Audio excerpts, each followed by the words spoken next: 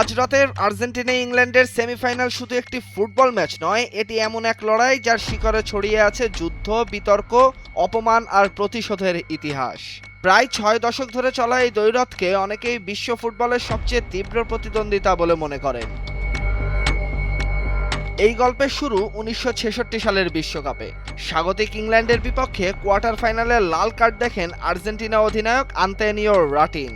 সেই সিদ্ধান্তের পর আসে ১৯৮২ সালের ফকল্যান্ড যুদ্ধ। দক্ষিণ আটলান্টিকের দ্বীপপুঞ্জ নিয়ে মাত্র ৭৪ দিনের সেই যুদ্ধে প্রাণ হারান ২৪৯ জন আর্জেন্টাইন ও ২৫৫ জন ব্রিটিশ সেনা।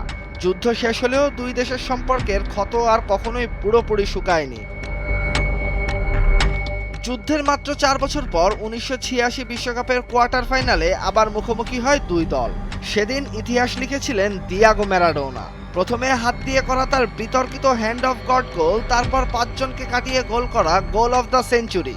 এই দুই গোলেই ইংল্যান্ডকে বিদায় করে আর্জেন্টিনা। পরে নিজের আত্মজীবনীতে ম্যারাডোনা লিখেছিলেন, এটা শুধু একটি ফুটবল দলকে হারানো ছিল না, বরং একটি দেশকে হারানো। অনেক আর্জেন্টাইন তরুণ যুদ্ধে প্রাণ হারিয়েছিল। আমার কাছে এটি ছিল এক ধরনের প্রতিশোধ। ১৯৯৮ বিশ্বকাপে ডেভিড বেকহামের লাল কার্ড ট্রাই ব্রেকারে আর্জেন্টিনার জয়। এরপর ২০০২ বিশ্বকাপে বেকহাম পেনাল্টিতে ইংল্যান্ডের প্রতিশোধ। প্রতিবারই এই লড়াই নতুন নাটক আর নতুন ইতিহাস উপহার দিয়েছে।